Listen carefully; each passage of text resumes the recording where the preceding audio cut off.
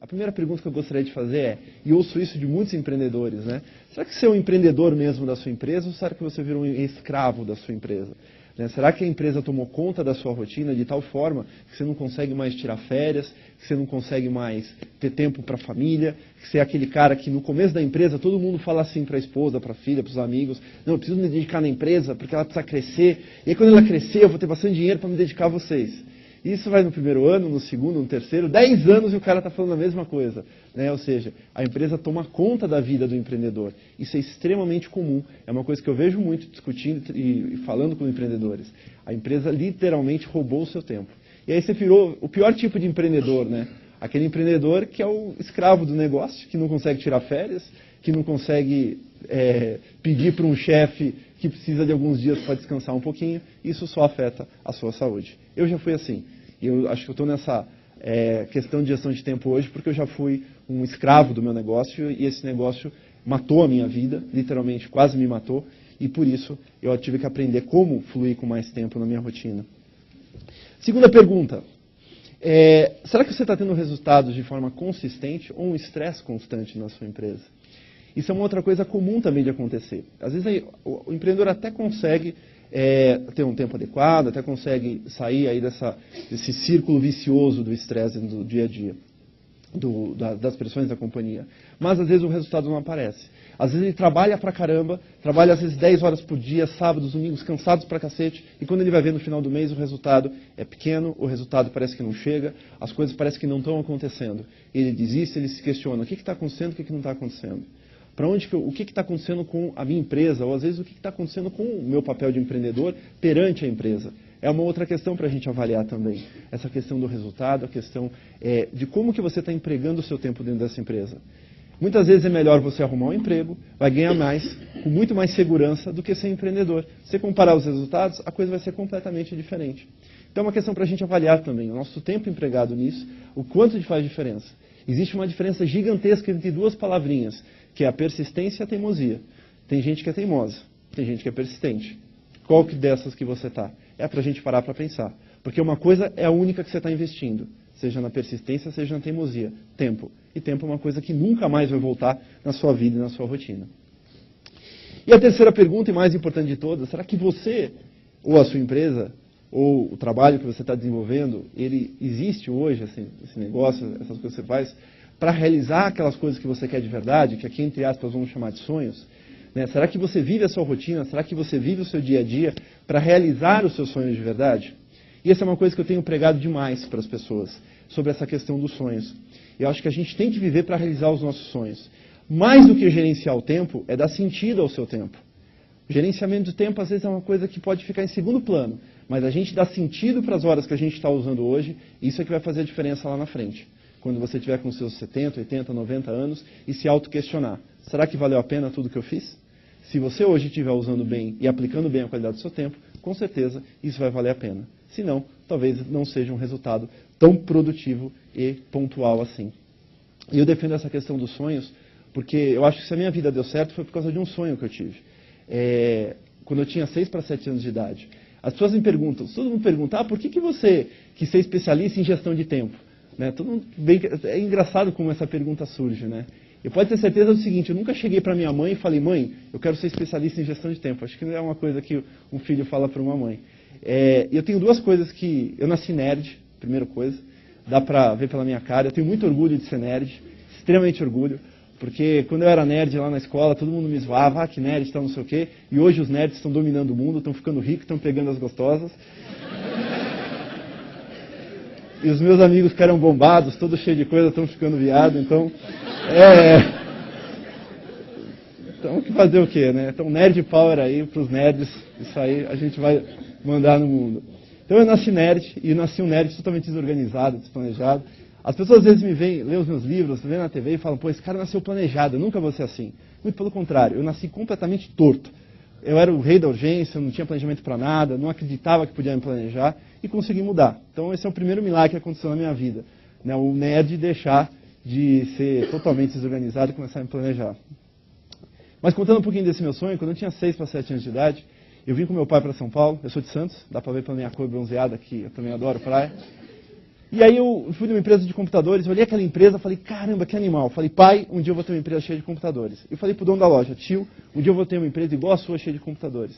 Eu não sei por que cargas d'água, eu fiquei com essa ideia maluca na minha cabeça, a minha infância inteira. Foi o meu sonho de infância. Eu ia dormir, eu pensava na minha empresa, nos clientes, discutindo e tal. Eu não sei por quê. Todo mundo pergunta, por que você com 6 para 7 anos teve essa ideia? Não sei, por causa daquela empresa, daquela visita. Um dia sonhei em ter um negócio desse. E aí a minha infância inteira foi convencer os meus amigos a abrir uma empresa comigo. Mas ninguém queria abrir uma empresa com um moleque de 9, 10, 11 anos. E aí quando eu tinha uns 9 para 10 anos, eu comecei a fazer uns joguinhos no meu computador e vendia para umas revistas e tal. Eu comecei a ganhar uma grana com isso. E aí que eu estimulei mesmo a ter o raio da empresa. Mas ninguém queria ser meu sócio. Aí quando eu tinha uns 12 anos, eu vi um anúncio da Microsoft, que estava há alguns anos aqui no Brasil, poucos ainda. E estava procurando, começando a lançar uma certificação mundial que eles tinham e tal. E aí eu falei, caramba, se eu passar nessa prova da Microsoft, as pessoas vão dar crédito para abrir uma empresa comigo, pensei eu na minha ignorância infantil. E liguei para a Microsoft, por favor, queria fazer a prova e tal. A moça, pois não, qual é o seu nome, Christian Barbosa, assim, quantos você tem? Eu falei, eu tenho 12. Assim, não dá, só para maior de 21. Naquela época, o Centro Drake, eles tinham algumas restrições, nem sei porquê, mas não deixaram fazer a prova. Eu ligava várias vezes, não tinha jeito. Às vezes, quando ele perguntava, qual é o seu nome, o Christian Barbosa, assim, quantos você tem? Aí eu falava, vamos fazer 13. Ela assim, não dá, só para maior de 21. E não deixaram. Aí eu peguei minha mãe, que falava inglês fluente, falei, mãe, liga para mim lá para a Microsoft, nos Estados Unidos, tal. Quem sabe lá eles deixam fazer a prova. A minha mãe falou, você tá louco, moleque? Eu ligava para lá, passava vergonha por tua causa, e esquece. Naquela época não tinha internet. E aí eu sou um cara chato, vocês vão ver nessa hora. E eu enchi tanto o saco da minha mãe que ela acabou ligando para a Microsoft, conseguiu falar com uma moça lá na área de recursos humanos. E essa moça conseguiu uma autorização para fazer a prova. Eu falei assim, tá bom, vai, eu vou conseguir uma autorização, apesar de que o nosso profissional mais jovem aqui naquela época tinha 20 e poucos anos, assim, não sei se vai virar, mas tá bom, fiquei com pena, ela ficou com pena da minha mãe, essa que foi a verdade. E aí veio a autorização, veio um livrão, assim, umas 1000 e poucas páginas em inglês. Eu odiava inglês, e a gente paga a língua, né, porque eu falei, eu vou falar inglês na minha vida. E muito pelo contrário, o inglês hoje é essencial para quem seja pequena, micro, média empresa, o mundo hoje é global com a internet. E eu odiava inglês, e eu vi aquele livro, 1000 páginas, folhei o livro. Aí eu olhei para minha mãe, ela olhou para o livro, ela folheou o livro também e falou assim, nem pensar que eu vou ler esse negócio com você. Toma aqui um dicionário de inglês e eu vou tirando as suas dúvidas. Eu estava na 7ª série naquela época. E aí eu comecei a estudar aquele negócio, 2 meses e meio depois eu fiz a prova, passei. Aí me tornei um dos profissionais mais jovens do mundo, da Microsoft naquela época. E aí a Microsoft me convidou para trabalhar lá, em Redmond, Washington. Aí eu não quis ficar lá porque eu queria abrir a minha empresa, quis realmente ter o meu negócio. E todo mundo falou, você é maluco, vai para a Microsoft, fica lá trabalhando. Eu falei, pô, Microsoft é animal, tem um monte de computadores, mas pô, são do Bill Gates, eu queria ter minha própria empresa de computadores. E aí comecei a falar para todo mundo, vamos abrir empresa, ninguém queria ser meu sócio. Aí tive que apelar para o patrocínio, falei, pai, tu vai ter que ser meu sócio. Mas ele falou, nem pensar, não tenho nada de informática, tal, sou publicitário, tudo bicho grilo, tal. Eu falei, não, pai, eu quero uma empresa, tal, não sei o quê. E aí não teve jeito. Ele teve que abrir a minha primeira empresa, que nasceu quando eu tinha 14 para 15 anos, quando saiu na junta, que foi a Blue Eagle. A Blue Eagle era uma empresa que só funcionava de tarde, e tinha só um telefone, porque eu estudava de manhã. Então, de manhã eu deixava o telefone fora do gancho, de tarde eu atendia, Blue Eagle, boa tarde, as pessoas falavam, pô, eu estudava ocupado de manhã. Eu falava, desculpa, era demanda. Eu falava o quê? O pai de marketing falava isso. E aí aconteceu que, o primeiro ano da empresa foi meio nulo, mas no segundo ano veio umas oportunidades de internet. Teve um grande amigo, acho que a gente tem que ser grato no mundo, eu sou grato a ele, que é o Marco Santini, pessoal da Grupo A Tribuna de Santos, que é a Globo, tem jornal, rádio, TV. Ele foi o único cara que, quando eu tinha 15 anos, acreditou. Falou o seguinte, olha, a Tribuna quer ser o primeiro portal da América Latina a ter esse conceito de notícias diárias na internet. Sabe fazer isso? Aí eu falei, sei. Ele assim, então é o seguinte, você vai apresentar para o conselho esse projeto. E eu não sabia o que era internet. Eu lembro que eu vim aqui na Livraria Cultura, com um amigo que está até hoje, Alexandre, e ele falou assim, você tem livro sobre internet? Aí ele falou assim, internet? Eu falei assim, vou ver. Achou 2 livros, eu falei, tá ótimo, li os livros, fiz o projeto, e o projeto rodou, funcionou. E a Tribuna foi o primeiro portal, realmente, da América Latina a ter esse conceito de notícias. E aí a minha empresa era a única no país que sabia fazer isso. E aí eu acabei tendo uma demanda absurda para fazer portais dos mais variados clientes aí, demandas. A minha empresa cresceu pra caramba. Quando eu estava com 18 para 19 anos, a gente é uma das maiores empresas de tecnologia web aqui do Brasil. E aí eu estava trabalhando demais, trabalhava uma média de 16, 18 horas por dia, de segunda a domingo, não tinha vida. Reprovei 2 anos na faculdade por causa de falta, que não tinha tempo, reuniões, tudo era urgente. A gente atendia as maiores empresas do Brasil e dava um problema, parava tudo. E isso começou a me prejudicar demais, empreendi demais e perdi minha saúde muito cedo. E aí eu comecei a ficar muito doente. Eu tinha vários piripaques por semana, diferentes. Eu ia no médico, sem brincadeira, acho que no mínimo a cada uns 10 dias eu ia no médico ver o que eu tinha. E eu ia tanto no médico que eu fiz uma planilha no Excel com a minha secretária, que era doença, sintoma, remédio e postologia. Que eu já olhava o que eu tinha, já tomava para... Só que só agravou. eu comecei a ter um refluxo, esse refluxo virou uma gastrite, que virou uma gastrite erosiva, que depois acabou virando uma úlcera e no final se transformou num tumor. E quando eu fui fazer a biópsia, o médico olhou para minha cara e falou assim, meu, já vi muito cara com 50 anos como você tem, mas um moleque de 18 para 19 é a primeira vez na minha vida.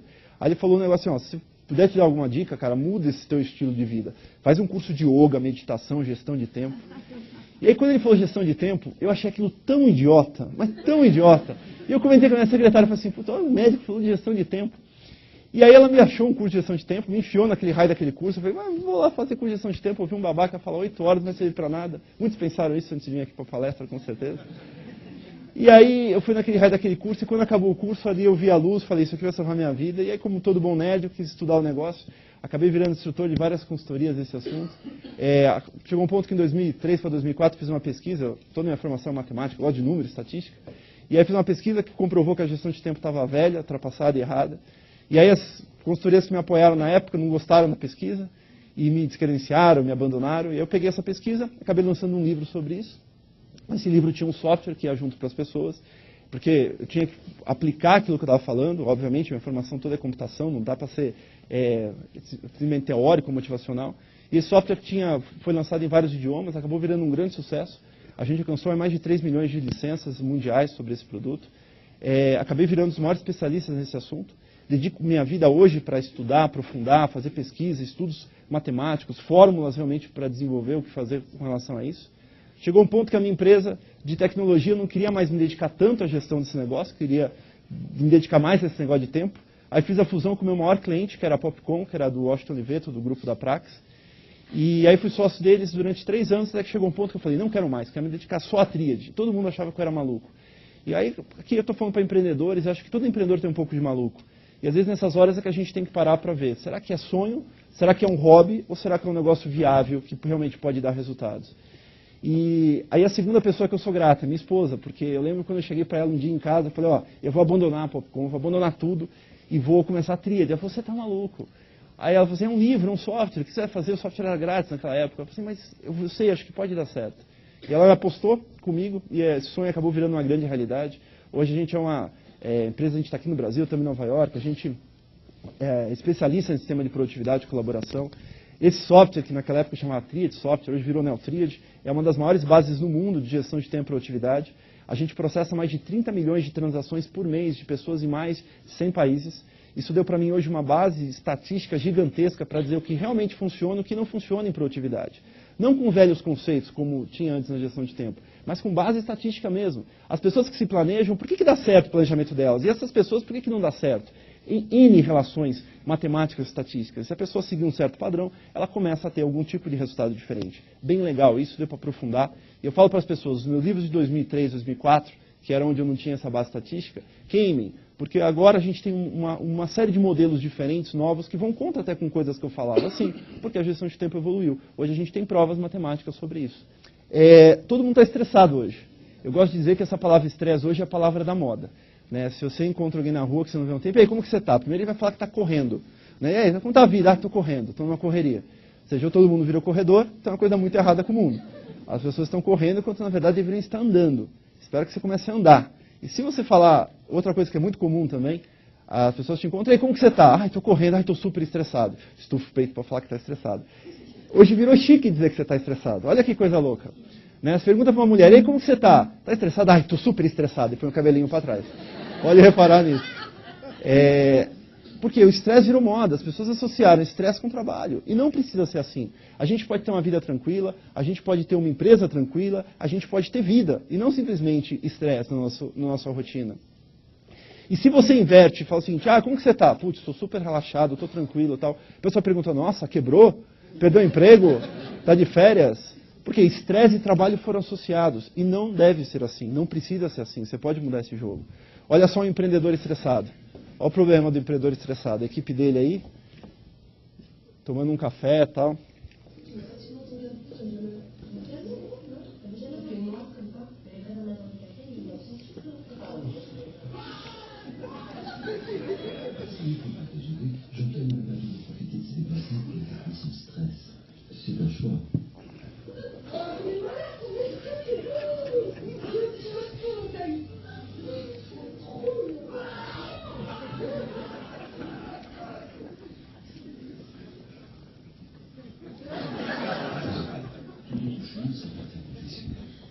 Tem gente que já está fazendo isso. Às vezes no banheiro, mas dá vontade de fazer isso. Eu vejo muito empreendedor assim, extremamente estressado, extremamente difícil, às vezes infeliz até. A empresa, quando começa, é um grande namoro. E depois, não vou dizer que vira um casamento, porque tem casamento que é muito bom, né? Mas ela acaba virando um pesadelo para muitos empreendedores. E não precisa, não deve ser assim. Eu acho que o empreendedor precisa ser um cara produtivo, ele precisa entender que ele pode ser uma pessoa diferente, ter mais tempo no dia a dia dele. O que eu quero dizer com um cara que é um empreendedor produtivo? Primeiro, é um cara que ele vai focar no importante mais do que ninguém. É um cara que tem que ter uma clareza muito grande do que realmente é importante para ele, para a empresa, para fazer bons negócios e o que não é importante para ele. E eu vou discutir bastante esse tema aí de focar no importante. Ele é um cara que trabalha suficiente. Existe um mito de que o empreendedor é aquele cara que trabalha demais. Isso não é uma verdade. Não é mesmo uma verdade. O empreendedor é aquele cara que trabalha o suficiente para fazer a empresa ter um resultado. É claro que talvez no primeiro ano, no segundo ano da empresa, talvez ele tenha que dar um pouco mais de empenho. Talvez seja que perder alguns sábados, alguns domingos para isso. Mas é durante um período. Não pode ser a vida inteira. Ele tem que limitar esse tipo de ações. Eu trabalhava demais. Hoje eu trabalho 10 horas por dia. Dá para fazer um monte de coisa. Dá para gerenciar a equipe. Hoje eu tenho a Tríade, tem uma holding, tem algumas pequenas empresas embaixo dela de investimento. Dá para fazer tudo. E não preciso mais trabalhar sábado e domingo, me matar ou ficar estressado por isso. Você sabendo usar melhor o tempo, sabendo o que é importante e o que não é. Então trabalhar o suficiente não é para trabalhar demais, não é para se matar. É trabalhar o essencial para fazer o teu negócio dar certo. No meu último livro com o Servásio, o Mais Tempo, Mais Dinheiro, a gente desenvolveu um conceito de 3 ciclos, uma tríade também. Ciclo da sobrevivência, que são aquelas pessoas que simplesmente se conformaram, estão num conformismo e sobrevivem. Um ciclo da prosperidade, que são aquelas pessoas que estão evoluindo. Você vê ela hoje, daqui a 2 anos ela está diferente, daqui a 2 anos está muito mais diferente, está sempre evoluindo para cima. E nós temos um ciclo que é o ciclo da frustração, que é aquele ciclo que realmente faz com que você vá para baixo. Cada vez mais você está pior. Eu não tenho tempo, sem tempo eu acabo não aproveitando oportunidades, fico sem mais dinheiro, acabo tendo problema de saúde, que gasto dinheiro, que fico sem tempo. É um ciclo, só vai descendo. Então o empreendedor ele entende o seguinte, eu tenho que focar num ciclo de prosperidade, isso é uma espiral. Começo hoje, começo com mais tempo, começo a aproveitar oportunidades, fazer cursos, conhecer pessoas, fazer mais negócios, criar parcerias, isso gera mais faturamento, quando você vê, você está sempre evoluindo. E aí não para. E o interessante é quando você entra nessa espiral, você sempre sobe. Dificilmente você cai de novo para a frustração e para a sobrevivência. Você pode ter pequenos degraus para baixo, uma hora ou outra, mas você está sempre numa direção crescente, e não numa direção decrescente negativa. Isso é uma coisa essencial. O empreendedor, ele tem que ter tempo para empreender e viver. Porque ele virou empreendedor, ele não pode esquecer que ele tem filhos, que ele tem esposa, que ele tem família, que ele tem a própria saúde e a própria vida. Então isso tem que ser essencial no equilíbrio do empreendedor, de aprender e lidar com essas questões. Saber que ele tem que dividir tempo para essas pessoas também, até para aproveitar os resultados que ele está tendo financeiros na empresa. Porque muita gente, eu ouço isso, tem um amigo que tem uma empresa que está indo bala, está indo super bem. E eu falo, cara, você está se matando, Caio. Ele fala assim, não, eu estou criando uma reserva financeira para daqui a 5, 10 anos eu aproveitar. Eu falo, cara, desse ritmo, daqui a 5, 10 anos você está enterrado. Não tem jeito. Então, o que você quer? Né? O que a gente vai fazer com isso? Eu defendo que a gente tem que aproveitar o momento presente. Pô, tive resultado, comemore pequenas coisas com você, com a família. Isso ajuda você a ter mais energia. Isso é um conceito que eu achava que era errado. As pessoas falam assim, se você quer ter mais tempo, a primeira pessoa que você tem que dedicar é você mesmo. Coisas que você gosta, porque dedicando mais tempo para você, o que vai acontecer? Você vai ficar melhor, vai ter mais energia, mais pique, mais disposição, inclusive para dedicar a outras pessoas, para a sua própria empresa. Isso é um ciclo também positivo. Quando a gente está sem tempo, a primeira pessoa que a gente tira da nossa agenda, das nossas atribuições, quem é? Somos nós mesmos.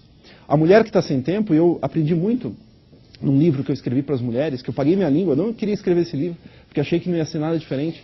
Mas realmente tem muita diferença de gestão de tempo para as mulheres. 1 ano pesquisando isso. E eu vi isso muito claro, principalmente nas mulheres. A mulher às vezes está sem tempo porque ela tem que atender a casa, a família, os filhos. Tudo cai nas mulheres hoje. Ela tem um nível de estresse maior do que nós homens.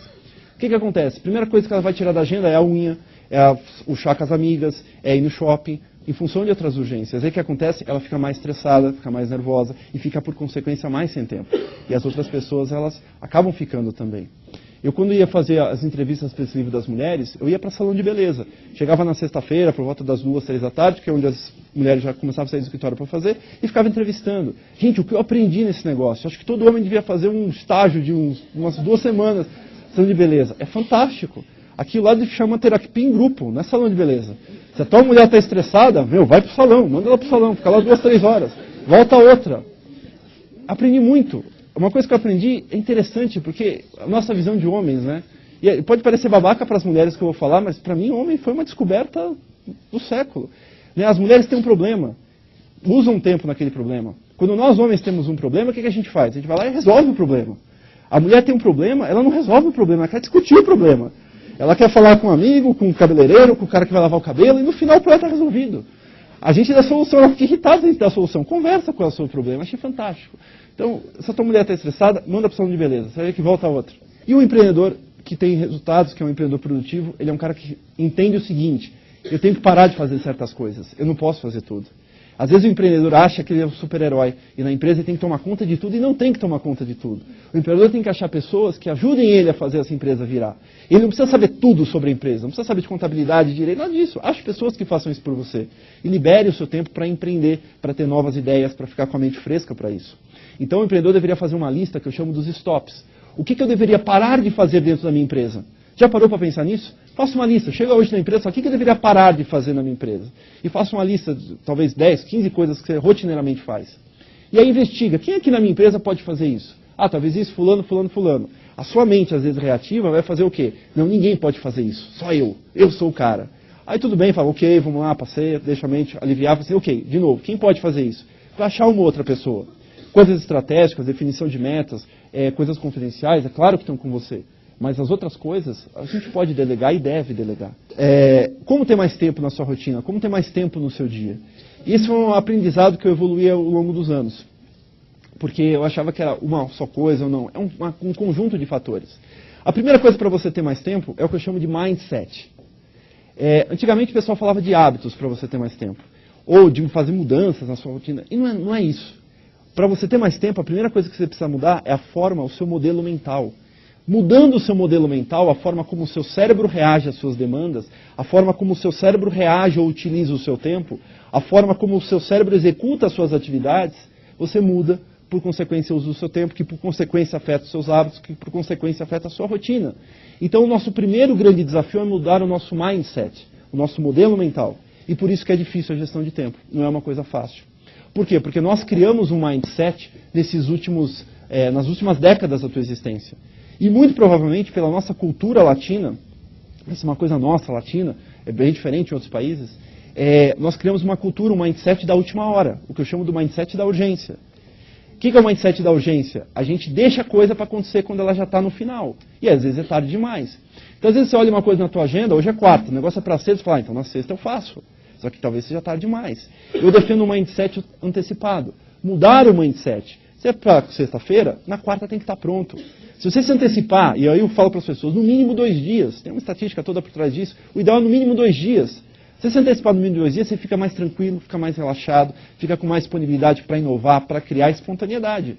Se a gente está em cima da hora sempre, e a nossa mente é em cima da hora sempre, você vai estar sempre estressado, sempre sem tempo, sempre na urgência.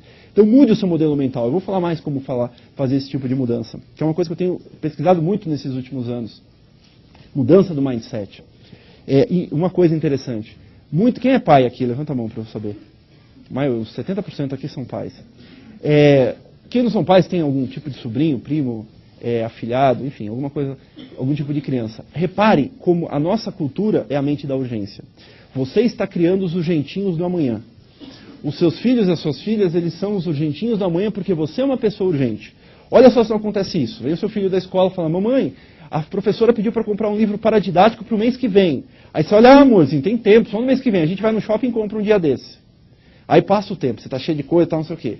Dá 4 dias antes da prova do livro paradidático. Mamãe, a prova é para depois de amanhã. Todo mundo já leu o livro, só eu que não li. Aí o que acontece? Ai, filho, esqueci, estou cheio de coisa na cabeça. Pega a criança, pega o carro, vai no shopping comprar o livrinho. Não é verdade?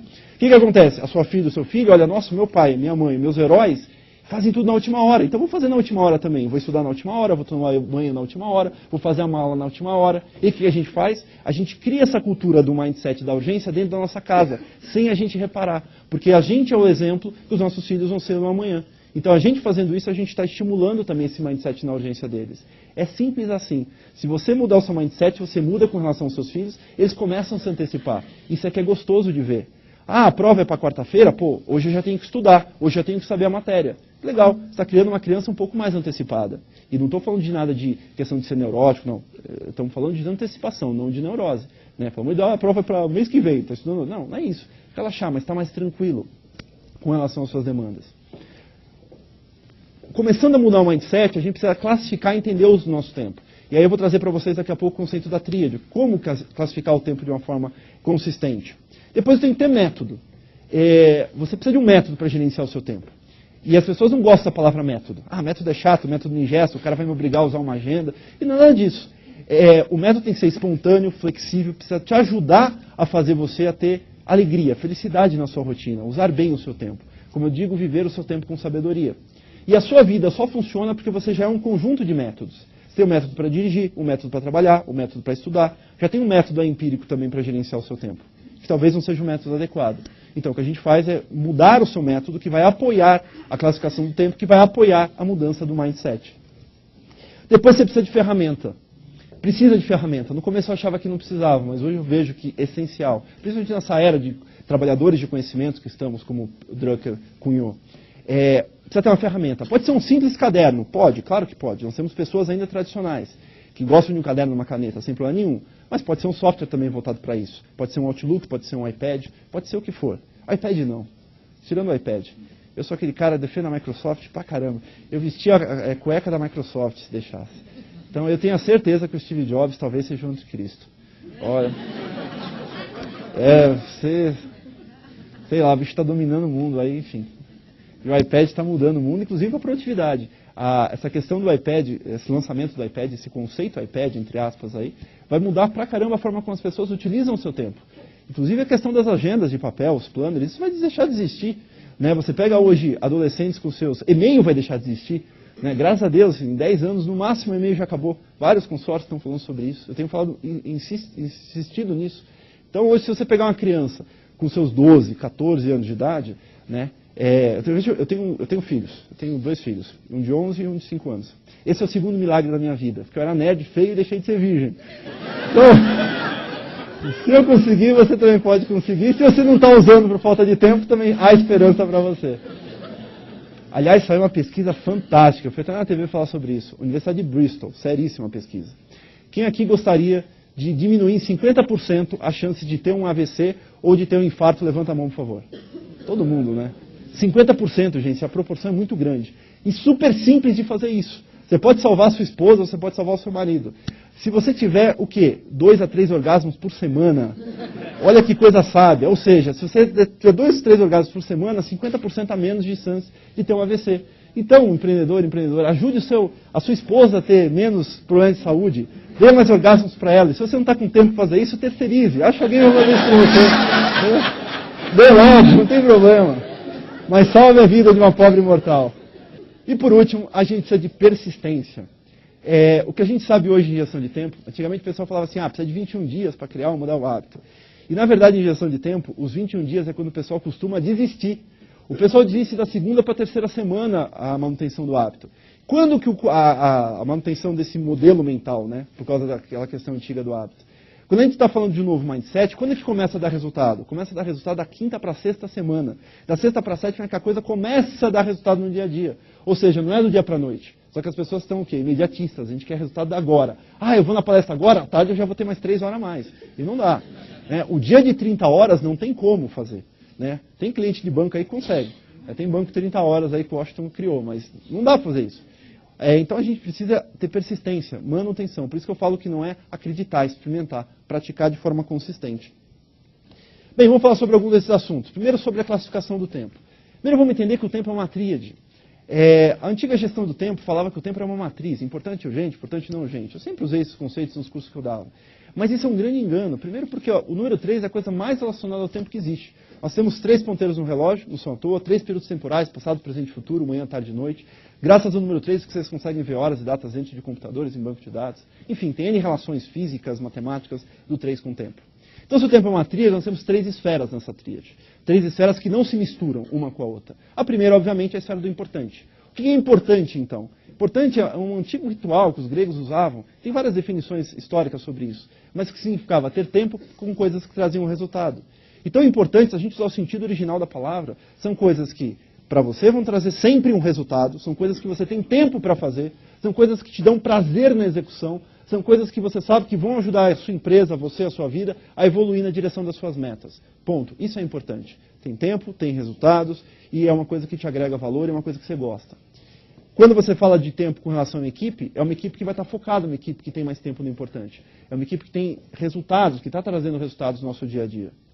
E urgente, que é obviamente a segunda esfera. Urgente vem do latim, de uma palavrinha chamada urgis, que na tradução literal para o inglês significava mandatório, necessário, imediato de ser feito.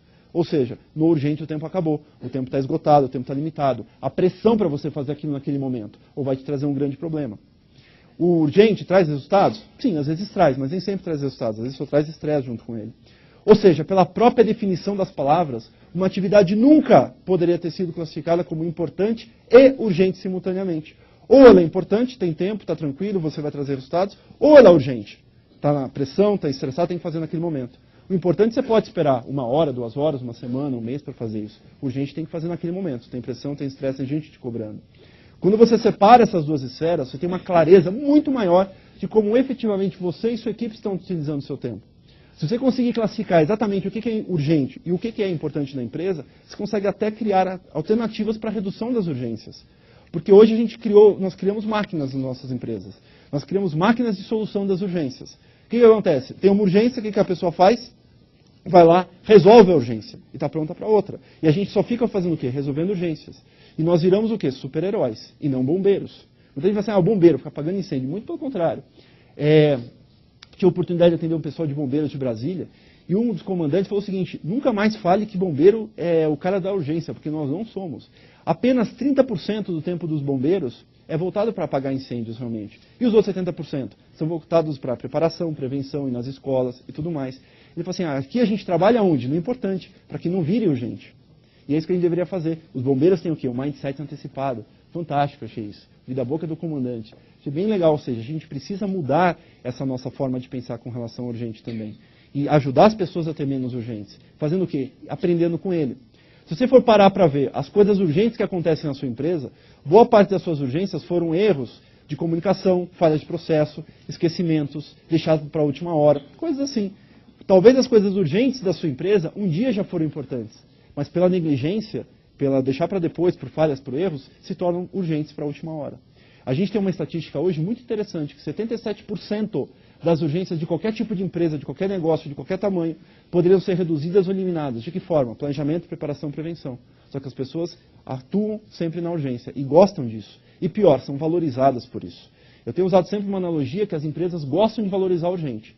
Quando acontece uma urgência na sua empresa, vai lá, alguém resolve. Aí quando o cara volta da urgência resolvida, o que ele virou perante os colegas? O cara, o herói. Né? O gerente vai lá e parabeniza. Putz, você é o cara, parabéns por resolver esse problema, não sei o quê, na hora H você apareceu. O estagiário olha e pensa, nossa, um dia eu quero ser que nem ele. Todo mundo quer ser o cara, porque ele é o herói. O que a gente está fazendo inconscientemente com essa pessoa? Valorizando o urgente dele. Já tem outra pessoa no escritório, na empresa, que o cara chega no horário e sai no horário. O cara não tem urgências, planeja tal, às vezes tá lá, nunca tem nada para fazer. Muito raro ele ter uma urgência. Aí o cara está saindo às 6 horas, o cara conseguiu fechar o mico e ir embora. O que você pensa? Que vagabundo. Né? Não está vestindo a camisa da empresa. Né? Preciso demitir esse cara, que safado, não sei o quê. Ou seja, inconscientemente, o que vocês estão fazendo? Valorizando o cara que fica até a última hora na urgência, até mais tarde, consumindo hora extra, ou o cara que se planeja, que sai no horário, que foca no importante? As empresas, os empreendedores valorizam o urgente. E é por isso que as pessoas fazem urgente, por isso que as empresas são urgentes. Porque isso está no mindset corporativo. Porque o urgente é que me dá reconhecimento, promoção, que me dá mais dinheiro. O importante é mal visto hoje dentro das companhias. E aí precisa a gente mudar, precisa balancear isso. Precisa ser criadas estratégias para valorização do importante e para estratégias de redução do urgente também. Muda o paradigma. Então, uma equipe que tem muito urgente vai ser uma equipe reativa, uma equipe estressada, uma equipe que realmente você parece que passa uma atividade, parece que eles vão te morder. E aí a gente tem que entender claramente a diferença entre comportamento e competência. Às vezes você contrata pessoas extremamente competentes, que geram resultados, mas com tanta urgência da empresa, chega um momento que essa equipe fica contaminada, fica reativa. Você passa a tarefa, parece que eles vão te morder, você fica até com medo de ir lá, manda e-mail para os caras. Por que isso? Eles são pessoas competentes se comportando de forma errada. Porque as urgências estão contaminando a forma produtiva dessas pessoas. Então a forma como eles utilizam o tempo deles afeta o seu estado emocional, afeta o seu comportamento e, por consequência, o resultado da empresa. E a terceira esfera é o que eu chamo de circunstancial. Circunstancial, diferente das outras duas esferas, é desperdício total de tempo. Coisas que não vão levar a nada. Jogar tempo e dinheiro no lixo. Uma equipe que tem muito circunstancial é uma equipe desperdiçada. Você faz e não sai no lugar. Simplesmente jogando e queimando dinheiro à toa. Quem quiser depois tem no nosso site, pode fazer o teste da tríade, ver percentualmente como que você está aí com relação a isso. A gente aqui no Brasil já passamos quase 100 mil testes. A gente tem um perfil muito claro de como que o brasileiro usa o tempo dele. E a gente sabe hoje que o brasileiro ele usa o tempo focado na urgência. O brasileiro é um povo da última hora, nós somos uma cultura da urgência e não precisamos ser assim. A gente pode mudar isso como outros países fazem. Mantendo a esfera do importante como prioritária para o empreendedor, o que seria então importante para o empreendedor no dia a dia da empresa? Primeiro, ele administrar o próprio tempo dele, para ter tempo de vida, para ter saúde, para ter energia, disposição, para ajudar a empresa a crescer e dar os próximos passos. Todo empreendedor deveria ser um PhD em gestão de tempo, deveria entender, deveria procurar ler sobre isso, usar ferramentas que ajudem ele a ter mais tempo, para não matar a equipe dele. Porque líderes urgentes criam equipes urgentes. Isso é o que eu mais vejo. Eu trabalho com grandes presidentes de empresas e vejo, os grandes CEOs de grandes companhias, às vezes 10, 15 mil funcionários, são caras que às vezes têm um perfil de urgência, você desce a escala inteira administrativa são urgentes, os diretores vão ser urgentes, os vice-presidentes são urgentes, o pessoal que está lá embaixo é urgente. Agora, você pega um presidente, pega um diretor, um empreendedor, que ele é um cara focado no importante, que sabe dar tempo, que é um cara que se planeja melhor. A empresa muda o perfil também. Então, cuidado, o perfil da sua empresa é o seu perfil, o perfil dos seus filhos é o seu perfil. Nós criamos o que a gente é. Então, cuidado com isso. Pense um pouquinho sobre o seu próprio tempo. Segundo, todo empreendedor deveria gastar um tempo para fazer o seu plano de negócio. Né? Uma palavrinha... e não aquele plano de negócio chato, pelo amor de Deus, não me abre um Word e fica escrevendo concorrente. Não é isso que eu estou falando de plano de negócio. Quando eu falo de plano de negócio, é um plano de negócio orientativo para você e para a sua equipe.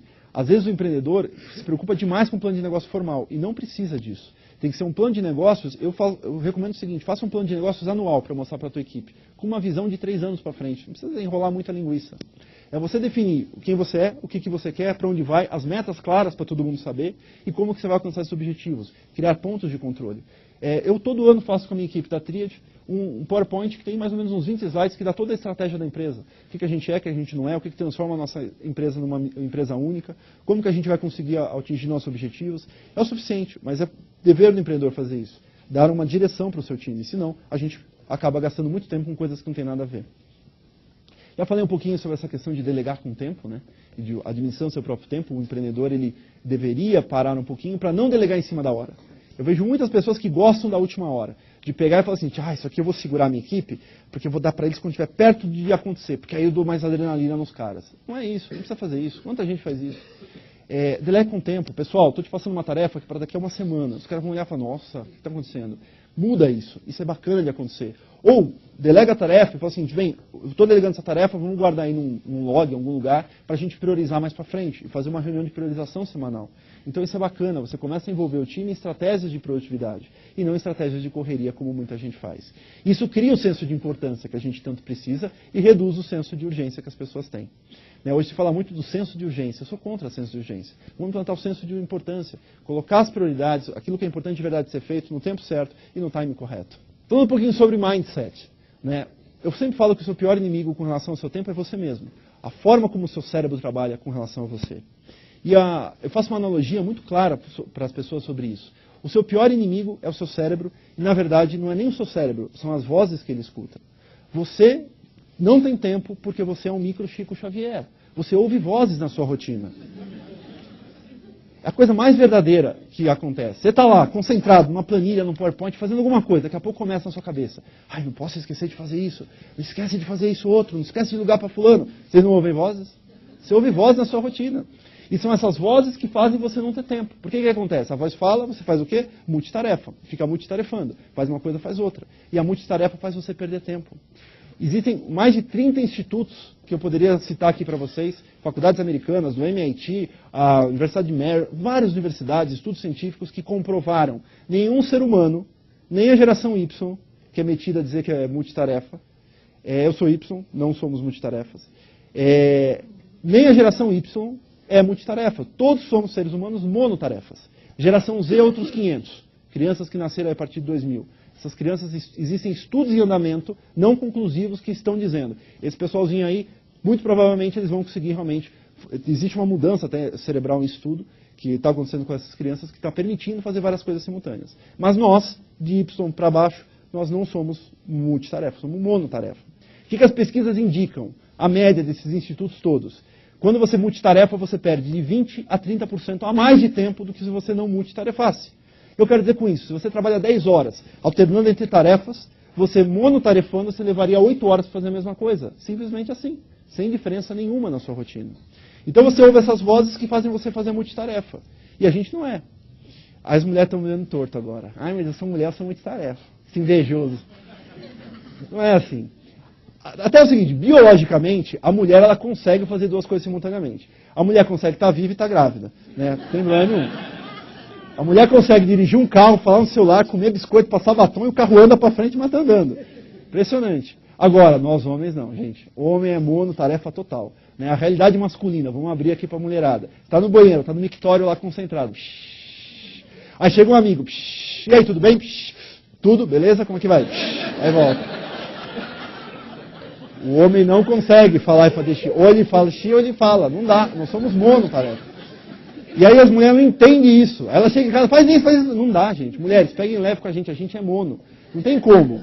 Né? Aí a mulher, olha só, o homem está lá, na hora H, concentrado, ajudando a mulher a ter menos AVC. Aí está lá, concentradíssimo, já está difícil a concentração. Aí vem a mulher e fala, ai amor, faz um favor para mim, fala umas besteirinhas para ver se eu consigo. Não rola. Ou ele faz, ele fala besteira. Tem como? As duas coisas não dá. Só uns nerds super poderosos aí que conseguem, mas não é todo mundo assim não. Ou seja, nós somos monotarefas, não tenta multitarefar no teu dia. Então o que você faz para tirar as vozes da cabeça? Faz duas coisas, ou vai no psiquiatra, ele te dá 2 tarjinhas pretas por dia, você não vai mais ouvir vozes. Você vai ver gnomo no meio da empresa, mas vozes você não vai mais ver. Ou você faz o que eu chamo de sessão de descarrego, que é o quê? Tirar as vozes da sua mente, retreinando o seu cérebro a descarregar essas demandas em alguma ferramenta.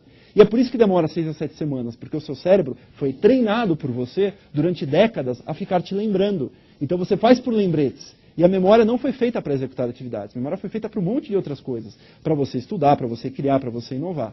A não ser que você seja um campeão de memória, como meu amigo Renato Alves, você, tirando o Renato Alves, que é o maior campeão de memória aqui do Brasil, você não pode usar a sua memória para administrar o seu tempo. Você tem que confiar na ferramenta, no seu caderno, na sua agenda, no software online.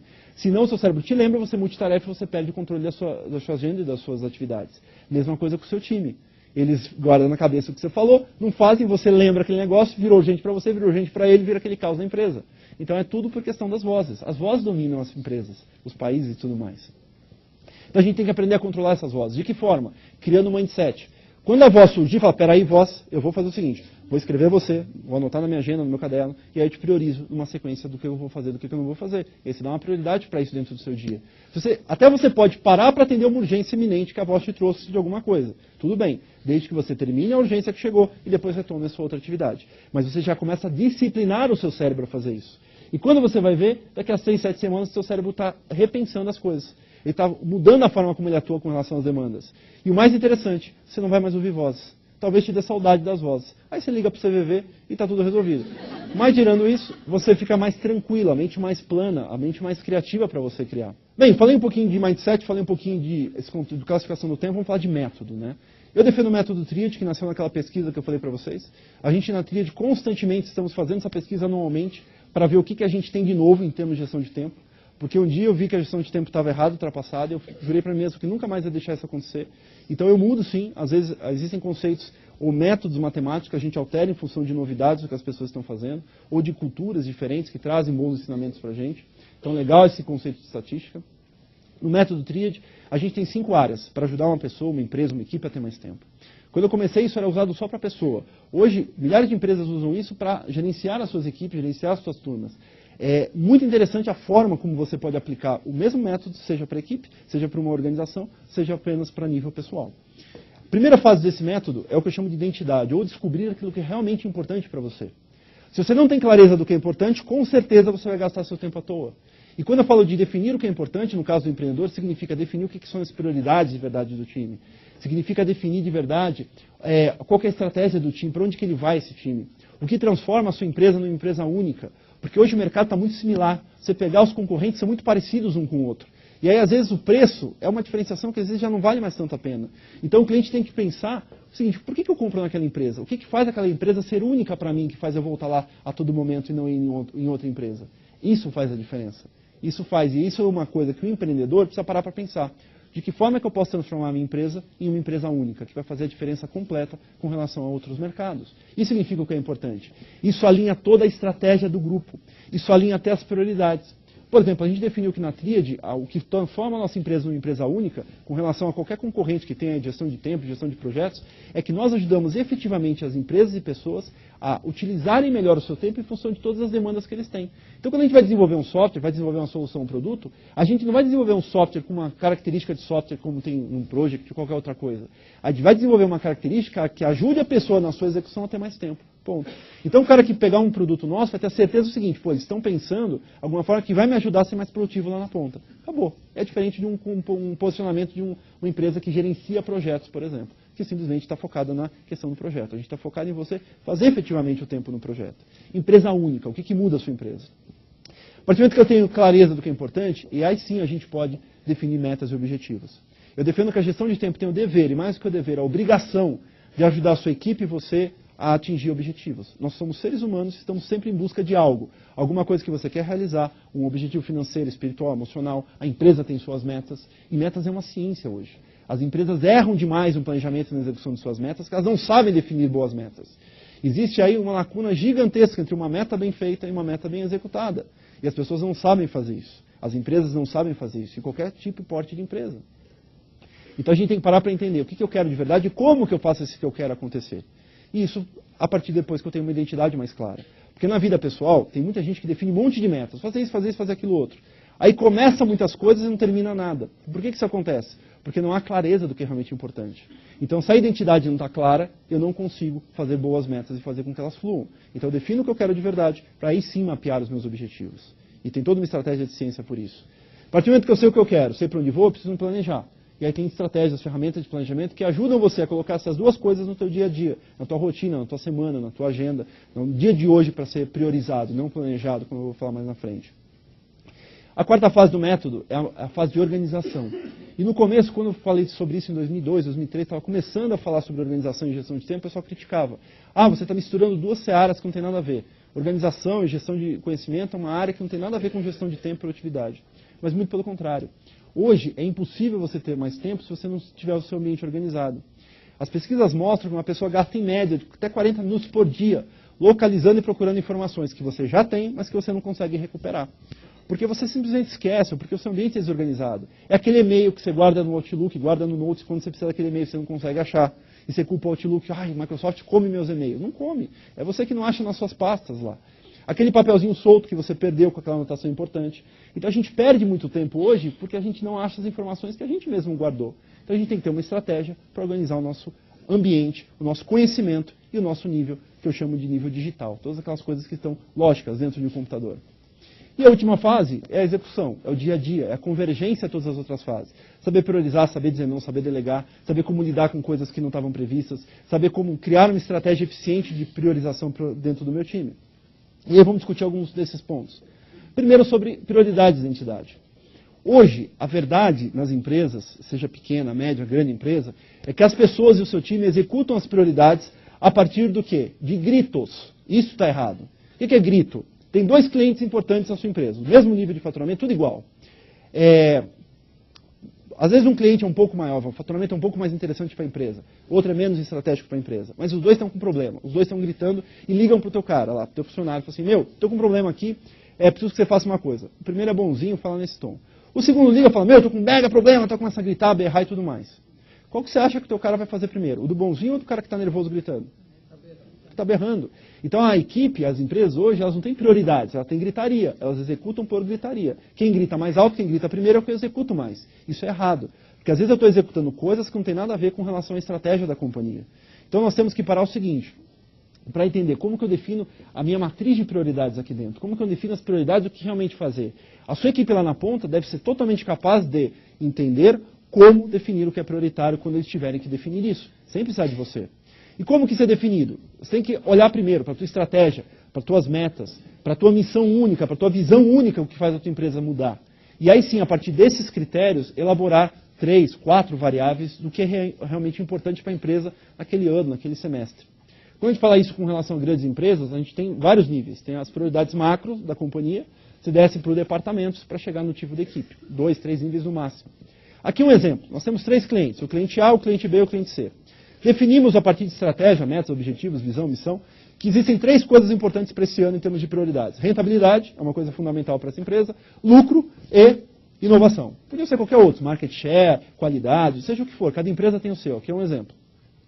A gente classifica os clientes por relação a isso. Então, o cliente A, eu dou notas ponderadas. Por exemplo, rentabilidade é o mais importante, vai de 0 a 5, por exemplo.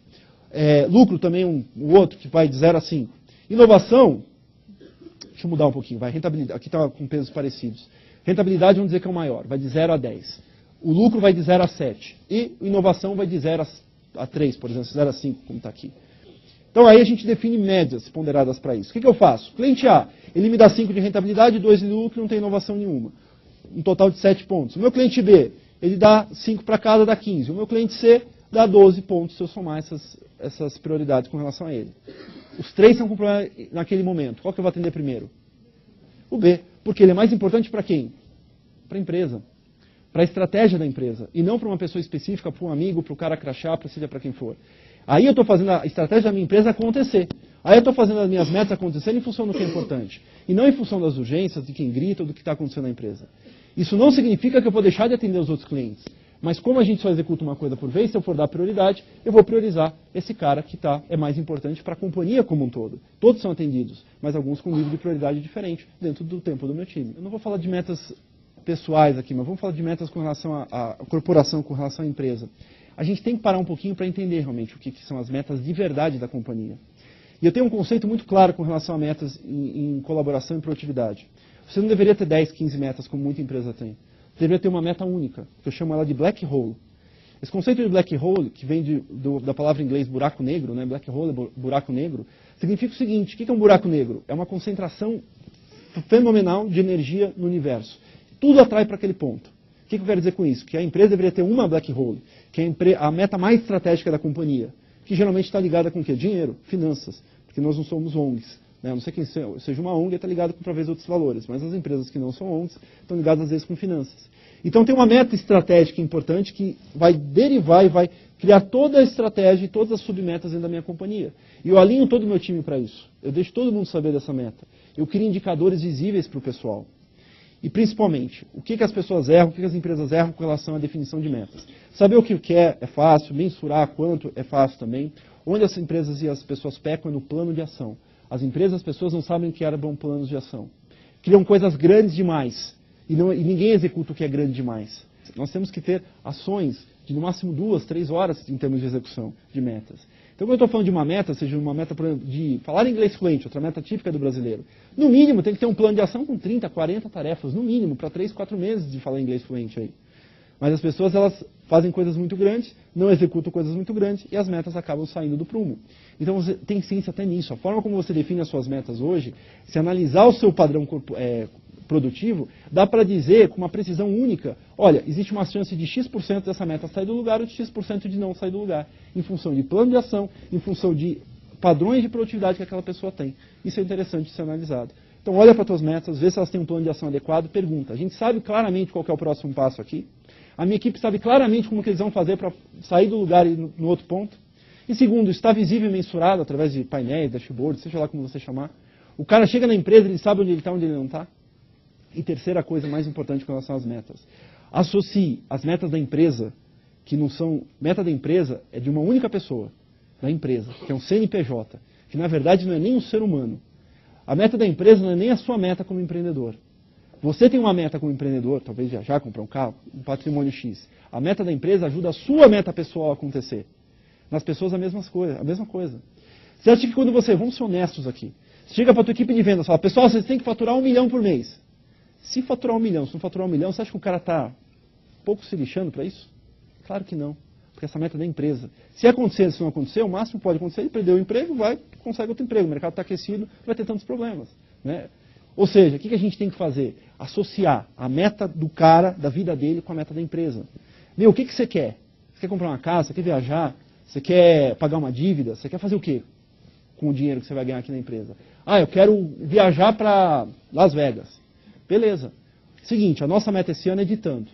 Se você bater a meta, você vai conseguir tanto. Dá para viajar para Las Vegas? Dá para viajar para Las Vegas. Quando eu falo com a minha equipe com relação à meta, o que eu vou falar pro cara? Meu, e aí, como é que tá a viagem para Las Vegas? O que eu fiz? Eu associei uma coisa importante para ele, pessoal, que tem significado, que tem relevância, que o cara vai se dedicar com uma coisa que vai ajudar a atingir a meta da empresa. Estou colocando as duas coisas juntas, mas estou dando um sentido para ele. Estou transformando em importante para o cara. E não uma coisa circunstancial que o cara executa só no dia a dia. Então, meta tem que ter sentido. Meta da empresa, principalmente. Que senão as pessoas fazem por obrigação, vira urgente ou vira circunstancial para ele. Planejamento. Planejamento, falei um pouquinho de identidade, falei um pouquinho de metas. No planejamento, essas duas coisas começam a se unir. Então, eu falei que a gente tem que ter ferramenta. Para planejar, precisa ter uma ferramenta. Escolha uma. E uma ferramenta única para fazer o quê? Centralizar suas vozes. Essas vozes, na verdade, são o quê? Tarefas. Porque os compromissos, as reuniões, que tem horário marcado, você lida bem com eles. Mas as tarefas é que você esquece. As tarefas é que são as vozes. As tarefas é que você não faz. Então, coloque essas pequenas atividades, essas pequenas tarefas dentro de uma ferramenta única. Que pode ser um software, pode ser... Quando a gente fala hoje única, eu sempre falava de conceito de única distribuída. Que é o que a gente tem hoje, uma realidade. Em 2004 não tinha isso. Mas você pode estar na internet, pode sincronizar isso para o Outlook, e quando você tiver móvel, você está com isso no seu celular.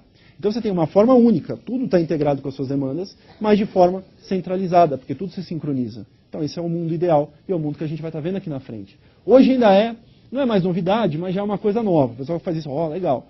Daqui a 5 anos isso vai ser o padrão. Quem não fizer isso, está simplesmente fora. Né? Vai ser como a gente tem o e-mail hoje. Como que você distribui e sincroniza suas demandas? E aí a gente escreve esses negócios, não deixa na cabeça. E aí você prioriza essas atividades. Aquela coisa que o pessoal fala, vamos planejar o dia, arrisque planejar o dia da sua mente. Você não planeja o dia, planejar o dia é tarde demais. Isso é muito velho falar isso, planejar o dia. O que você faz com o dia é priorizar. Planejar o dia é tarde demais, você não consegue mais prever as urgências, você já não consegue mais evitar as coisas que você deveria ou não estar fazendo. Então, planejar é futuro. Quanto futuro? No mínimo 3 dias para frente é eficiente. Então, se hoje é segunda, você vai planejar a terça, a quarta e a quinta no mínimo. Se conseguir, já planeja a semana inteira, mas às vezes a semana as pessoas têm mais dificuldade. Então, planeja no mínimo 3 dias. E assim vai. E outra, nenhum planejamento tem que ser 100% planejado. Todo planejamento que é 100% planejado, com certeza, em 100% dos casos vai dar errado. Nós temos que ter flexibilidade. O que é flexibilidade? Se você trabalha 10 horas, por exemplo, eu recomendo que no começo você planeje 4, 5 horas no máximo. E quando eu falo de 4, 5 horas, é outro conceito importante. No modelo tríade, toda tarefa que você colocar tem que ter uma duração. 15 minutos, meia hora, 1 hora. Porque esse é o único indicador viável e verdadeiro para saber se você realmente tem um dia que vai dar ou que não vai dar. Aquela listona de tarefas que o pessoal faz e fala, amanhã eu tenho que fazer tudo isso, será que vai dar? É achismo, você não tem como saber. Mas quando você começa a dar um tempo para essas atividades, e quando você começa a treinar o seu cérebro para isso, o mindset começa a ser afetado também. E você tem um indicador, amanhã eu tenho 5 horas planejadas, amanhã eu não tenho nenhuma reunião, vou trabalhar uma média de 10 horas, será que dá? Tá boa, talvez dê. Com o tempo, você começa a aprender com relação a isso. A gente sabe hoje, por exemplo, em termos de software e estatística, se eu usar durante 2, 3 meses um produto, tipo um Outlook, pode ser um Outlook, um software nosso, o que vai acontecer? A gente consegue dizer o volume de atividades que você consegue planejar e o volume de atividades que você não consegue planejar que vão surgir de urgente. Por exemplo, tem pessoas que têm uma capacidade de planejamento, eu trabalho 10 horas por dia hoje, eu planejo em média 7 horas, 7 horas e 30. Se eu planejar mais do que isso, eu tenho a certeza que eu não vou fazer. Se eu planejar 7 horas, eu tenho a certeza que eu vou fazer 7 horas, que vão surgir 2 ou 3 coisas urgentes, coisas não previstas, e o dia vai fluir normal. Vai ter dias que vão ser os dias perfeitos que eu falo. Vão dar 7 horas e na boa, deu 7 horas, não tem mais nada para fazer. Eu trago coisas de outros dias para antecipar. E aí, se eu estiver cansado, eu vou para casa, vou andar de skate, fazer qualquer coisa que eu goste. Se não, o que eu faço? Libero o dia anterior, trazendo coisas para hoje. Mente antecipada. Então a hora é importante. Experimenta. No começo é um pouco difícil, assim, mensurar e tal, mas depois você pega o jeito. E aí o mindset começa a fazer a diferença nessa rotina. Todo empreendedor deveria reservar pelo menos um dia a cada 15 dias para fazer o dia que eu chamo da estratégia. Você parar um pouquinho para pensar onde estamos com relação ao que faz a nossa empresa ser única, as nossas prioridades. E o que eu posso fazer de diferente? Porque o que eu vejo hoje nos empreendedores é que eles se envolvem tanto com o negócio que eles trabalham no negócio, mas não trabalham o negócio de uma visão por cima, uma visão um pouco mais superior, para conseguir ver coisas diferentes, criar oportunidades. Então reserve na sua agenda, e talvez seja um momento para você reservar fora da empresa, talvez umas 2 horas no mínimo, umas 4 horas se possível, para você pensar em como que você pode fazer a sua empresa dar um próximo passo. Como que eu posso fazer a minha empresa atingir melhores resultados? Ou que parceiro estratégico eu vou procurar nessa semana? A cada 15 dias eu faço um negócio desse. É legal, sempre sai uma coisa ou outra, você acha um parceiro, acha uma coisa diferente, lança uma nova ideia para um produto. A gente tem que ter um dia para isso, senão a nossa rotina, a questão da urgência, consome tanto o teu tempo que você deixa de empreender. Você se torna simplesmente um gerente ou um diretor do seu próprio negócio, e aí o negócio não é mais empreendido, ele é simplesmente gerenciado. E a gente precisa ter um pouquinho de tempo para empreender também. E quando a gente fala de empreender, do empreendedor e do líder, a gente tem que criar equipes produtivas. Principalmente, todo empreendedor, toda empresa tem que ter uma equipe que seja produtiva. E como criar uma equipe produtiva? Até tem uma palestra online sobre isso, depois eu vou deixar o endereço, eu passo um vídeo para vocês de 1 hora e pouquinho que só fala sobre equipes produtivas. Esse é um slide dessa palestra. Primeiro, definir prioridades explícitas, como eu já falei antes. Se o pessoal não sabe o que é prioritário, com certeza tudo vai ser prioritário e nada vai ser prioritário. Segundo, cria uma estratégia de valorização do importante. Que tipo de coisa de valorizar o importante?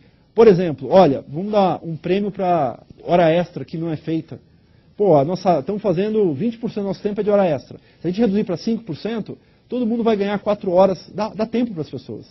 Né? Às vezes a empresa pequena, às vezes a média empresa, não tem dinheiro para dar como bônus, não tem nenhum tipo de benefício. Então dê tempo para os caras. Ó, pessoal, seguinte, planejou tudo, deu tudo certinho, sexta-feira, até 2, 3 horas, não deu, pode ir embora. Vai para casa, vai ficar com a tua família, vai fazer coisas importantes para você. Precisa aprender o cara. Já foi a época onde a gente batia cartão, isso é muito industrial. Hoje a gente tem que buscar o quê? Resultados, talentos. E a gente estimulando isso, o que a gente faz? Pô, eu estou na empresa que me ajuda a ter vida. Eu estou na empresa que me ajuda a eu pegar meu filho na escola de vez em quando. Isso que a gente tem que estimular. Na Tríade, por exemplo, no dia do aniversário do cara, ele tem meio período livre para ele. Fazer o quê? É o dia importante dele, aniversário do cara. Deixa ele aproveitar com as pessoas que fazem a diferença. Uma coisa simples que você pode mudar. De vez em quando, dá, óbvio, né, condicionado a algum tipo de meritocracia com relação ao uso do tempo eficiente, a planejamento, dá talvez ingresso para o cinema, 2 ingressos para cada um, né, não seja muquirana, para ele ir com a esposa, ir com a namorada, ir com alguém importante. Estimule isso nas pessoas. Muda a relação com eles fazem com o tempo. Muda a relação como eles usam o tempo deles. Cria estratégias para valorizar o importante. As fábricas têm aquelas plaquinhas. Estamos há X dias sem ninguém morrer.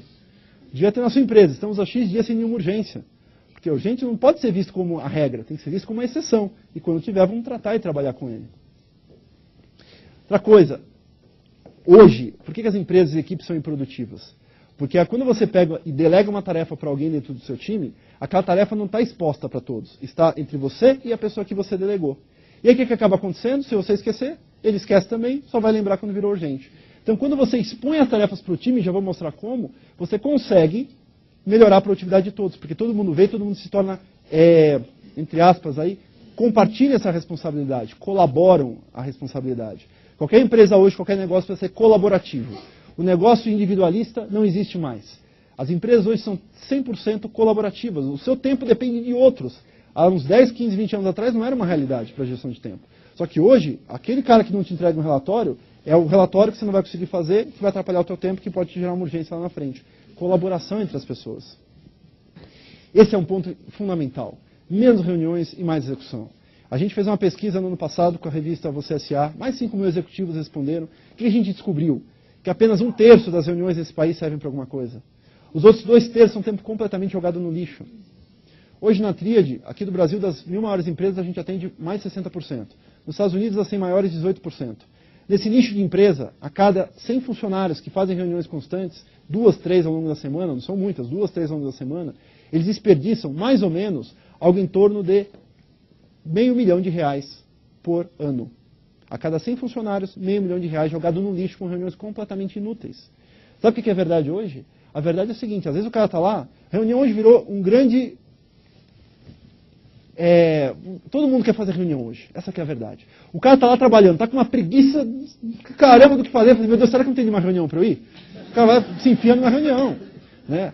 E quando você está em reunião, você não trabalha. Sabe por que a empresa faz muito hora extra? Porque o cara ficou o dia inteiro em reuniões, aí quando todo mundo vai embora, o cara assim, agora eu vou trabalhar. É uma verdade, não é verdade? Então você faz hora extra para fazer o quê? As coisas que você não fez porque você estava em reunião o tempo inteiro. São reuniões demais, reuniões mal feitas, reuniões... Eu penso lá, reunião tem que ter pauta. Reunião não tem que ter pauta, reunião tem que ter objetivo. E aí sim eu tenho a pauta. Reunião com pauta desfoca. Esse é outro mito errado que as pessoas fazem com relação a reuniões. Eu mapeio um objetivo, no máximo 2, e a partir dali eu derivo os temas que eu vou discutir. Se eu tenho só uma pauta, fica assuntos totalmente díspares, eu me perco com relação a essa condução. Então eu preciso ter uma forma de mudar as reuniões da minha empresa. Às vezes eu ouço o pessoal falando, vamos cortar custos, vamos cortar despesa, vamos cortar café, vamos cortar bolachinha. A gente para de cortar coisas, pessoas, o café. Corta reuniões, deixa o pessoal trabalhar e focar naquilo que é importante de verdade. A gente faz reunião demais, trabalho de menos. A gente poderia ter uma forma diferente de conduzir isso. Não precisa ter tanta reunião assim. Não precisa ter. A gente tem na trilha de uma área de consultoria só voltada para esse negócio de reuniões. E é impressionante quantas reuniões que dá para cortar. Quer ver uma típica reunião que geralmente a gente costuma cortar? A reunião de vendas.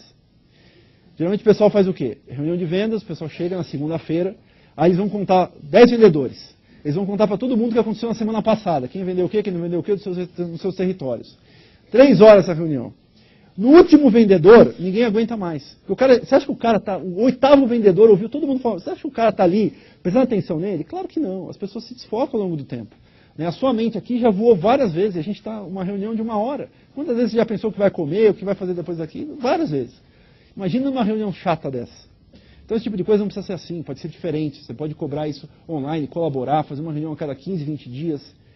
Existem formas diferentes de você fazer isso. Essa reunião de cobrança de comercial vira a reunião do mar das lamentações. Todo mundo fica chorando, não deu por causa disso, não deu por causa daquilo, e resultado prático não tem nada. Se precisa fazer reunião, faz uma reunião de empowerment, então. Pessoal, ok, o que aconteceu no passado? Rapidinho, bate os números. Legal, o que a gente vai fazer então para reverter esses números aqui? E trabalha a melhor experiência do grupo. Faz isso diferente, faz uma reunião mais interativa com o pessoal, reunião curta. Reunião com mais de 2 horas não deveria ser feito, faz intervalos nesse período de reuniões. Ou seja, a gente faz reuniões erradas também. Então a sua empresa deveria fazer uma dieta de reuniões. E não ter tanta reunião como a gente faz no nosso dia a dia. Outra coisa, o pessoal tem uma mania de fazer reunião na segunda-feira. Reunião na segunda-feira. Pior dia, estatisticamente, da semana para fazer uma reunião é uma segunda-feira. Uma segunda-feira mal planejada, em 78% dos casos, estraga a semana inteira se você não recuperar na terça. Ou seja, qual que é o melhor dia para fazer reunião? Na sexta, que o pessoal hoje acha que é o pior dia. Por quê? Porque sexta-feira você alinha para a semana que vai entrar. O pessoal já chega na semana que vai entrar já rasgando para fazer as coisas. E não parando para pensar o que vai fazer, porque aí você transforma o ritmo produtivo só para terça. Um dos dias mais improdutivos das pessoas é a segunda-feira. Por que segunda-feira? Porque tem muita reunião, porque eles colocam coisa demais, porque tem coisa muito urgente. Então muda esse paradigma. Transforma a sexta, que é um dia um pouco mais light, para fazer reunião de planejamento com o time. E aí sim você alinha essas outras coisas para deixar mais livre a segunda e a terça-feira. Só mudando isso. É um paradigma. Muita gente fala, não dá. É claro que tem negócios e negócios. Para o negócio imobiliário, às vezes, eles trabalham sábado e domingo para plantão e tudo mais. Então aí não tem como. Eles têm que fazer a reunião mesmo de segunda-feira, porque para alinhar o que foi no final de semana. Mas a maioria dos negócios dá para cortar esse tipo de coisa. E, principalmente, você tem que gerenciar equipes e não tarefas. Tem muito diretor, tem muito empreendedor, tem muito gerente que fica pegando a coisinha pequenininha, sabe? Você fez a tarefinha hoje que eu te passei? Você não tem que saber de tarefas, tem que gerenciar as macro coisas. Deixa a equipe se microgerenciar e você macrogerencia.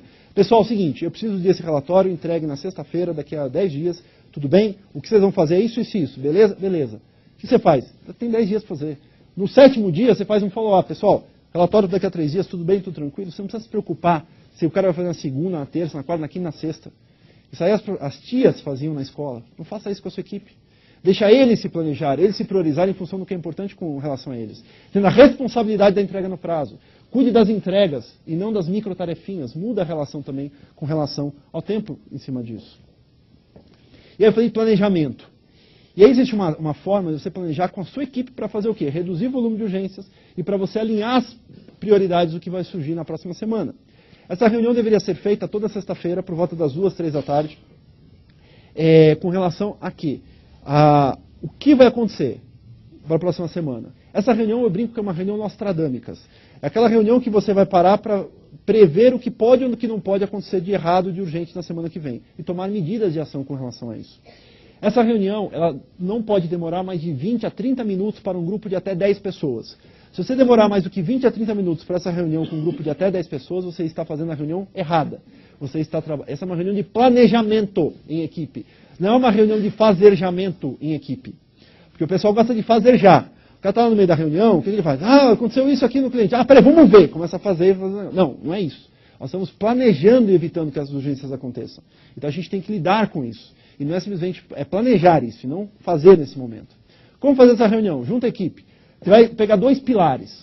O primeiro pilar é o que eu chamo do urgente. Você vai perguntar ao pessoal, o que a gente tem na próxima semana que pode se transformar numa urgência? Você está numa sexta, olha a semana inteira. O que você tem na próxima semana que pode se transformar numa urgência? Aí o cara fala assim, putz, a gente tem que entregar um projeto para o cliente na quarta-feira, lembra? Ah, então anota lá, projeto do cliente X na quarta-feira. Ah, você me pediu um relatório para quinta-feira, isso também pode ser uma urgência, relatório para quinta-feira. Não é coisas que são urgentes ainda, são coisas que se não forem feitas, se der alguma coisinha, podem virar urgências. Mas você está trabalhando enquanto elas ainda são importantes. Só mapeia, não discuta, mapeia o que pode ser urgente. Depois que você vai perguntar ao pessoal, o que vocês têm de tarefas interdependentes, que vocês colaboram um com o outro? Então o cara fala assim, putz, o João tem que me entregar o relatório para eu fazer a planilha da quinta-feira. Então ela não está lá, João entregar relatório na terça-feira, por exemplo.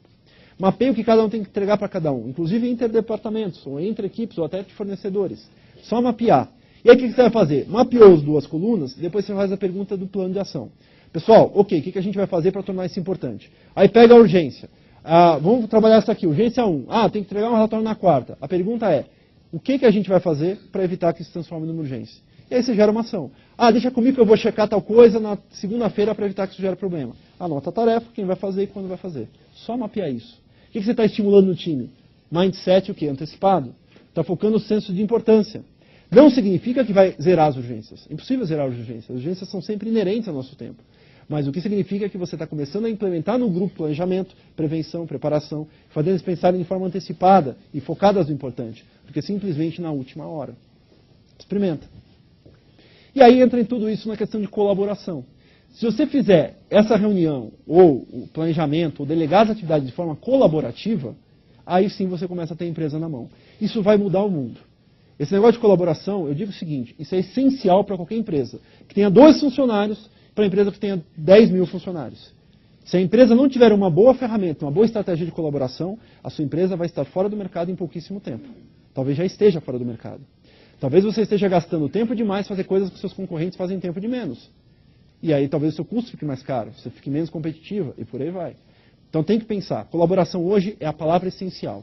Meu foco tem sido trabalhar em cada vez mais estratégias de colaboração dentro de companhias. Porque isso faz a diferença realmente no dia a dia.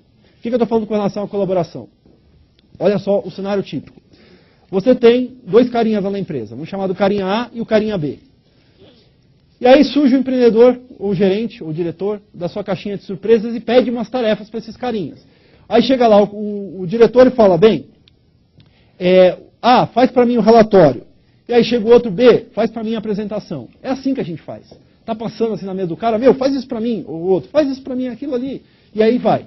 Cada um já sabe o que fazer. E você volta para suas atribuições, para suas demandas. Só que isso daí que aconteceu? Foi uma delegação, às vezes, boca a boca, ou às vezes via e-mail, um e-mail que às vezes não tem muito controle. A equipe está trabalhando não de forma equipe, trabalhando como tarefas e membros individuais. E você faz a gestão individualmente também, nas tarefinhas e não do time macro.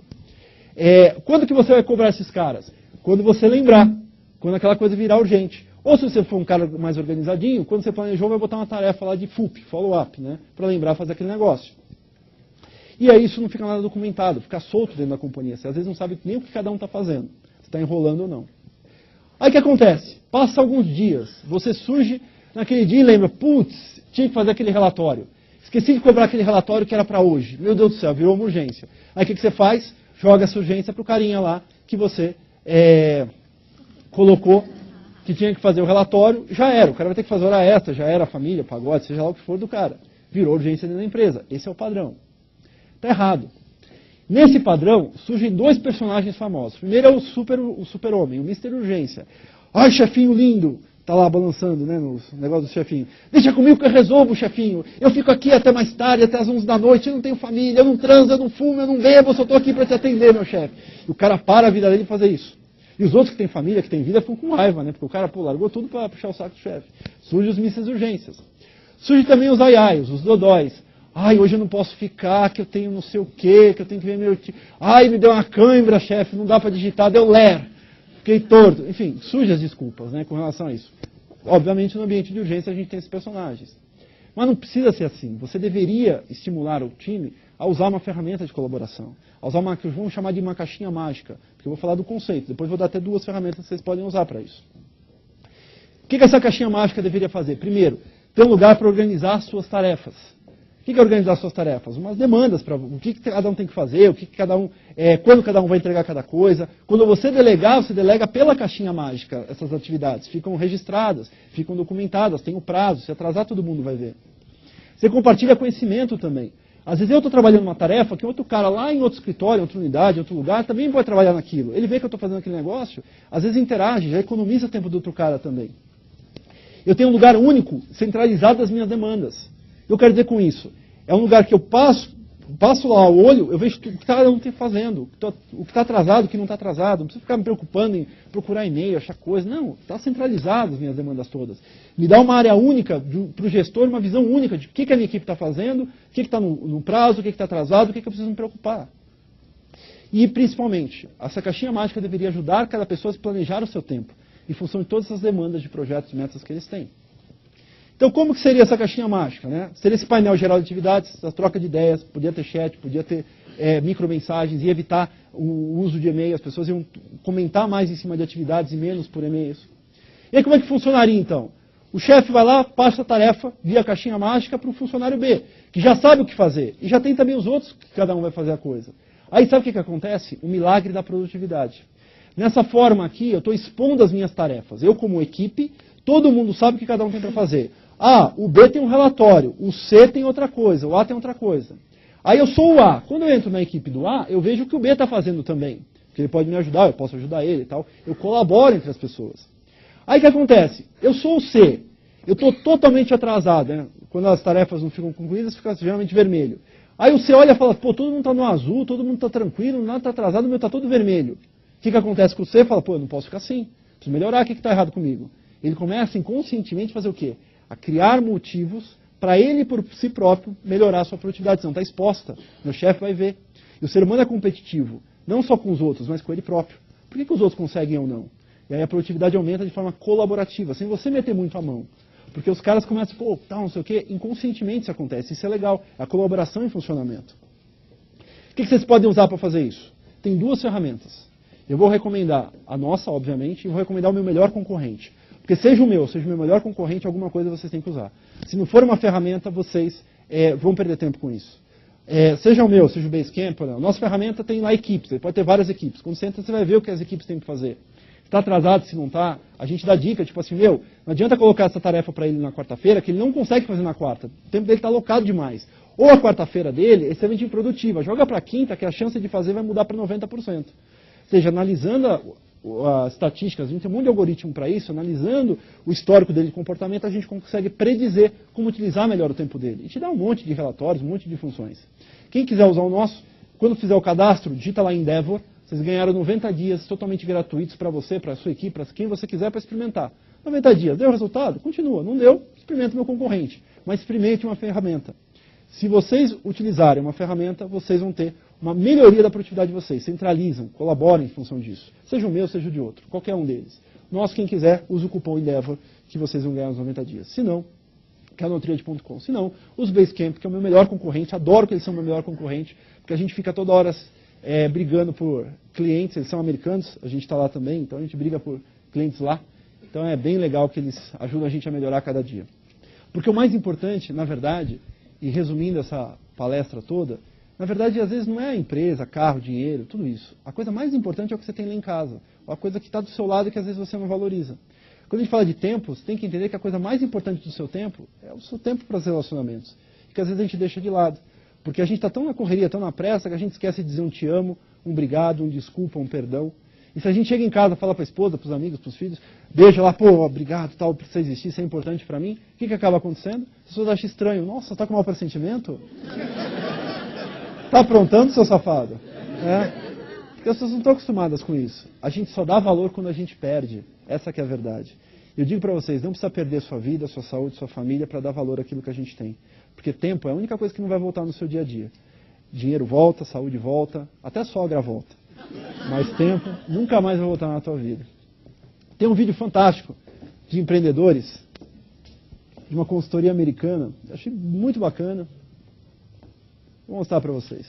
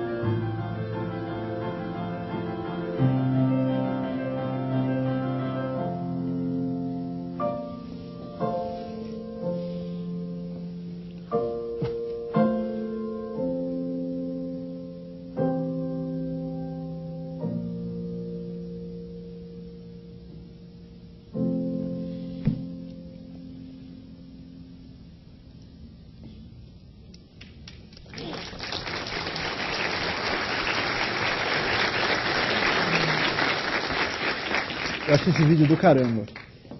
Empreendedores mudam o mundo. Não é fácil ser empreendedor hoje em dia, num país como o Brasil. Né? Você pega hoje nos Estados Unidos, a gente tem leis trabalhistas mais empreendedoras. Né? Aqui no Brasil a gente tem leis trabalhistas que às vezes não ajudam o empreendedor nem o próprio funcionário a crescer, o país a crescer. Nós somos verdadeiros gladiadores aqui, como empreendedores. E graças a isso a gente muda o mundo. A gente cria fortalezas, a gente cria estratégias, cria diferenças para fazer a mudança acontecer. Eu comecei o dia fazendo 2 perguntas para vocês e termino com 2 perguntas novamente. Opa! A primeira é, hoje faltam 192 dias para 2011. Quando você vai tomar vergonha na cara e começar a fazer uma coisa realmente de importante para você? Quando você vai parar de procrastinar, de dizer que amanhã eu faço, de que amanhã eu me organizo, que amanhã eu vou ter mais tempo, e vai começar a efetivamente colocar alguma forma de ter mais tempo na sua rotina, de talvez usar uma ferramenta, de talvez ler um e-book, ler um livro, de fazer alguma coisa diferente por você. Quando você vai começar a experimentar, ao invés de simplesmente duvidar, ou de deixar na intenção, talvez nos pensamentos, e começar a colocar em aplicação de verdade. Faça algo por você, porque ninguém vai fazer isso por você. E a vida passa rápido demais, sem dúvida. A vida corre, para quem não sabe andar com as coisas importantes do seu lado. E a segunda pergunta, e mais importante de todas, é: o que você pode fazer, ou o que você está fazendo hoje, para começar a viver pelos seus sonhos? Para começar a fazer aquelas coisas que movem os empreendedores, que é o sonho de chegar a algum lugar, de fazer a diferença. Talvez seja aquele teu sonho de quando você era uma criança, de quando você tinha uma ideia de querer fazer alguma coisa, de querer viajar para algum lugar, mas pelas pressões, pela rotina, esse sonho foi minado e acabado. E outra, se você lembrar alguma coisa daqui, estimula uma única coisa: as crianças, os seus filhos, os seus adolescentes, a terem sonhos também. Porque a gente está numa sociedade imediatista de tal forma que a gente está matando o sonho das pessoas que vivem com a gente. Se eu dei certo na minha vida, foi porque quando eu tinha 6 para 7 anos de idade, por mais que as pessoas me achassem um menino maluco, meus pais nunca me maltrataram com relação ao sonho. Quando eu falava, eu vou ter uma empresa cheia de computadores, a minha mãe falava, filho, um dia você vai ter a sua empresa. Enquanto outras pessoas falavam, você não devia falar isso para o seu filho, fique iludindo esse menino. Não era uma sociedade tão empreendedora naquela época. Então, estimule os seus filhos, as crianças, a sonharem. Seja lá o que eles queiram ser. Quer ser astronauta, quer ser bombeiro? Estimula. O máximo que pode acontecer, eles realizarem alguma coisa que vai ajudar a alinhar os sonhos deles. Estimule os sonhos das crianças, porque hoje eles estão imediatistas demais, sonhando de menos, e às vezes a gente mata pessoas.